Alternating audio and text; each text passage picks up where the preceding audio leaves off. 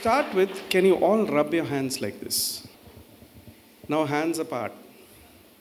I'm going to count to 3, and on 3, you're going to clap. 1, 2. I did not say it.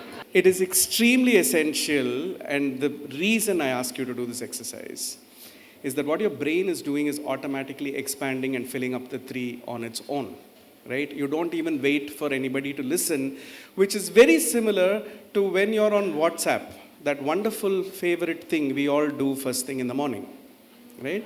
Before we brush our teeth, chi, the first thing we do is scroll up. That you're already answering questions before they have been asked. You've already formed an opinion about somebody, something, or some issue before it has even been stated. And this is demonstrated even in the fact that you do not wait for the 3 to be called and then you clap. It is like being given an instructional manual by CBSE and you've gone to the last page to see what the relevant implications are for you before coming to the second page. So let's try this time, especially my favorite last row. Hands apart. 1, 2, 3. Remember this. I've had a lot of time and a lot of exposure to study the brain. Most people end up thinking that there's this left brain, right brain orientation to the brain. First of all, that is completely wrong.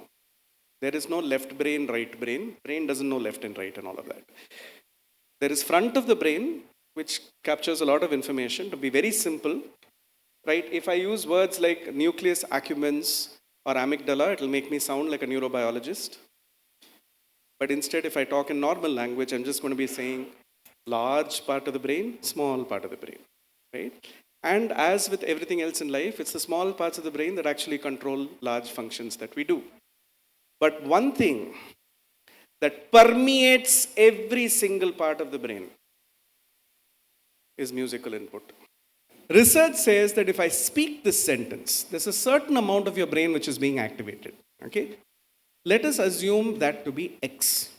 But if the same sentence is read instead of spoken, it is capturing a little less than X of the brain. So that is why when you read something, you're not registering as much as when you're reading and sometimes speaking it aloud, right, to yourself. Then you capture a little more. But if the same sentence is sung, the differential is 1:10,000. That is why I am going to say something and you're going to reply it to me without looking at WhatsApp or notes or copying from your neighbor, which you're strategically good at doing. For example, Chukar mere man ko. This is all this slide is trying to say. Okay? Which is that when something is sung, you don't even need it to be written down. You will recollect it for a long period of time because more than 300,000 neurotransmitters are simultaneously activated in the brain when it is sung.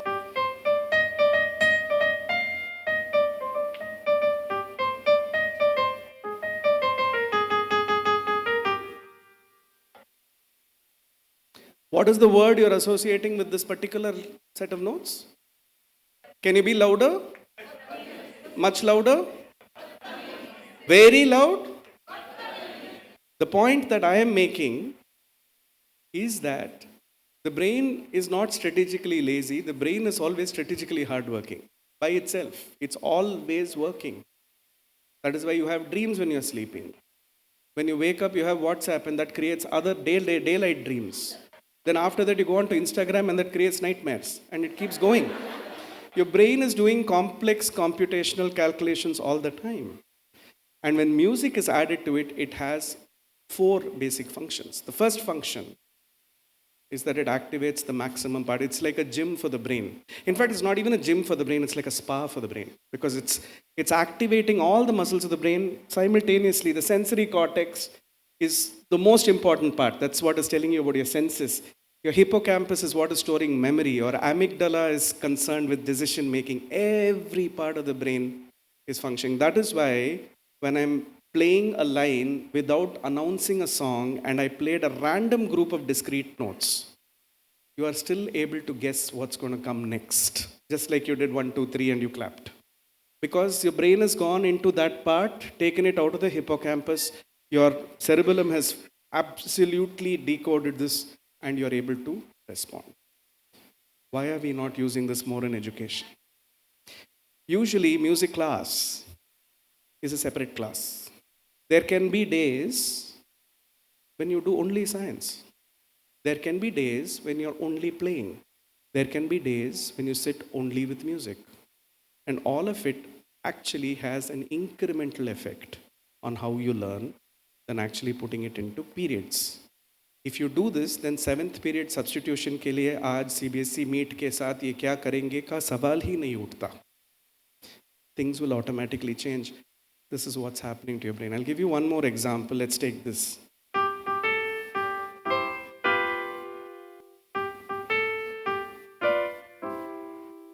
कौन सा गाना है? मालूम है? Okay. Since there are many youngsters here, let me test this.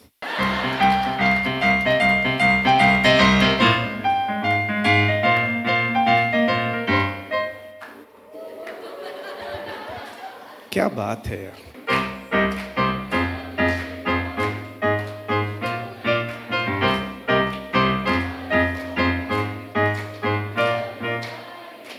So, this is all this is trying to say. There's no left brain, right brain. It's every part of your brain because your brain is actually functioning at its most optimal. Okay, you ask an adult, what does music do to them? They will say, it makes me soothing, it soothes me, relaxes me, and calms me. Now, I'm going to give you 3 words. All 3 words have to be a field of engineering. If all 3 fields are a field of engineering, clap once. Computer science. Wait. All 3. Computer science, mechanical,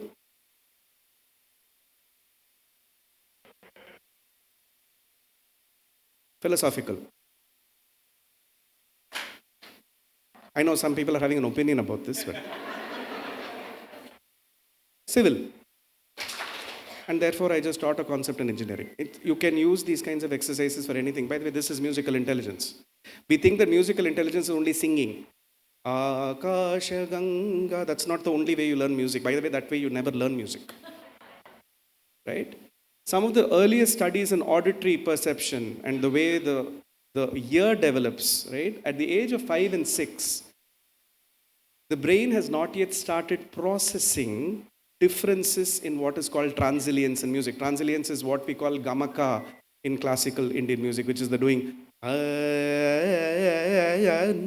kind of thing, right? That kind of transience the brain has not yet processed at the age of 5, which is why when you hear 5-year-old children on stage and you give them songs which are auditorily complex, they sing it flat. They will be singing Ham honge kamya, because it's not because they sing badly. It is not the music teacher's fault, right? It is not even the fault of the parents who have crowded the first row to take photo and selfie with them. It is the fault that the ear has not started processing this information. However, the brain has its own equation with music, and you just proved it to me, the way you could sing. Okay. Shape of You is by? Lovely. Believer is by? Wow. Batmi's Dil is from the movie? Excellent. Now tell me, who composed Happy Birthday to You? Hannah. So you bring speakers all the way so that you learn something. That's why you shouldn't look at phone. Absolutely right. Okay? 2 teachers. They were the Hill sisters, Mildred and Patty Hill, who at the turn of the century in the 1890s came up with a song that could actually hold discipline for a group of students. So they were experimenting with a lot of things, and there were all these things going around saying, good morning to you, good morning to you, good morning to you. It started with stuff like that, which actually then became the most viral song in the world with more than 6 lakh subscribers, right? Happy Birthday to You is the most viral song in the world. By the way,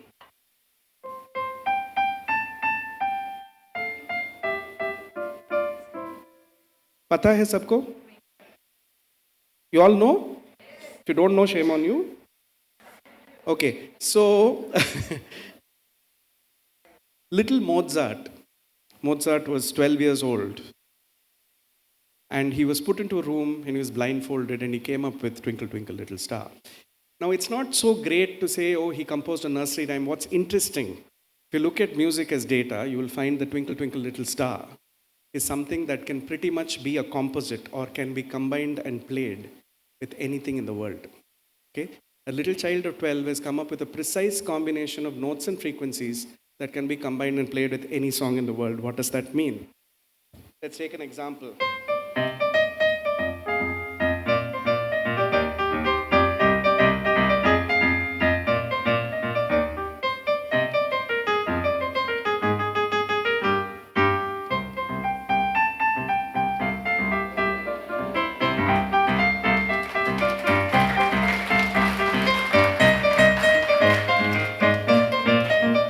See? Or if we take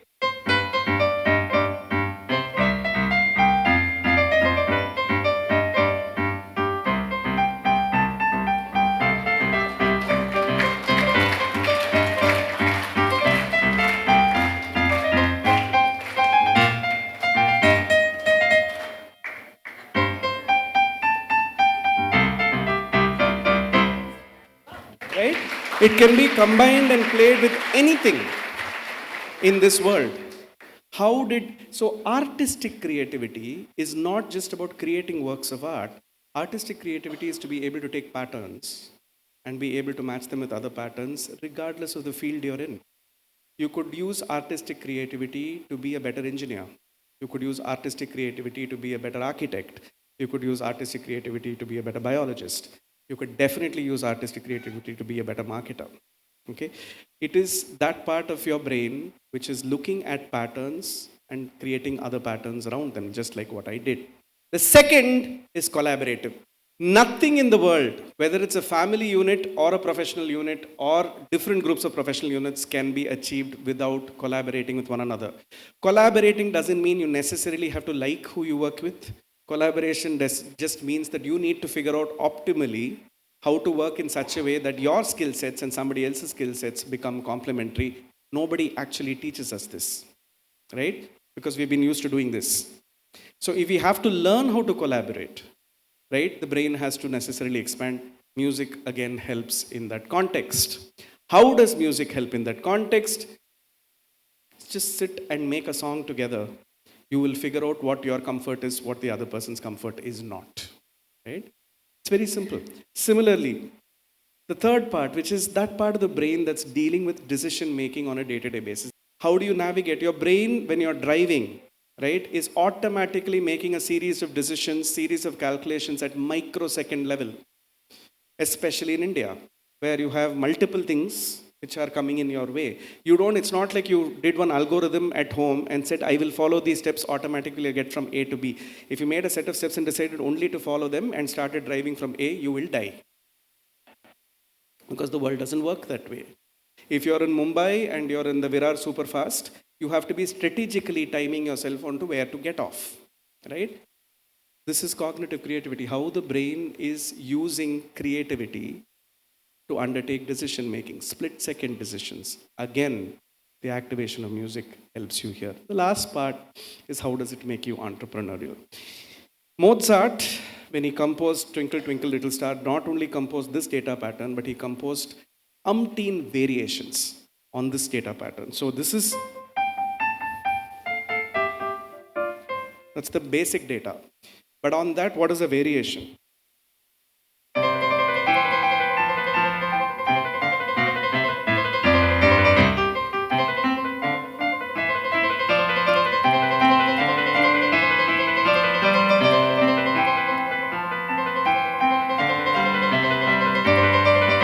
That's a variation on a data pattern, right? Mozart didn't stop with that. Variation, I think 4 or 5 is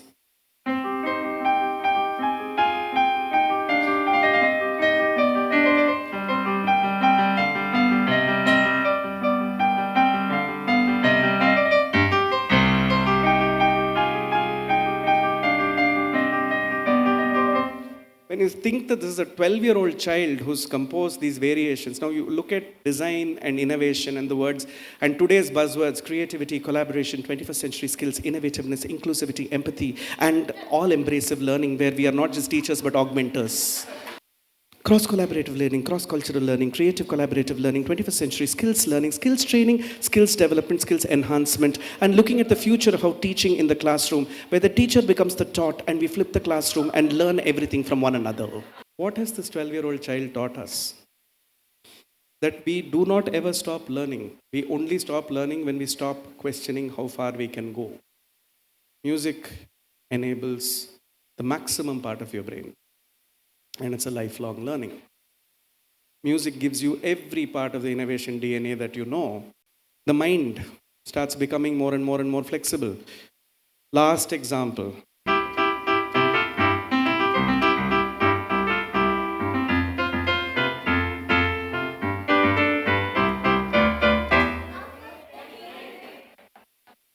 Look at how quickly your brain jumped to become flexible enough to reach back to a memory of yours from the late 80s and complete that phrase. I take pianos to very strange places. I have played a piano in the middle of a horse paddock just to see how the horses would respond. This was a very interesting experiment where they put a piano in the middle of a battlefield in Chechnya, right? And they found that soldiers were automatically coming into the battlefield to just play a little bit of what they knew and went away and resulted in a 250% increase in a feeling of peace. So I split it up like this: lifelong learning, innovation, DNA, flexibility of the mind, energizing mind, body, and spirit. And I love doing these kinds of things because if you take the first 4 letters, it becomes. To rub your hands together again, hands apart. 1, 2, 3. Remember this: a group that claps together will stay together, and a group that stays together will change the world.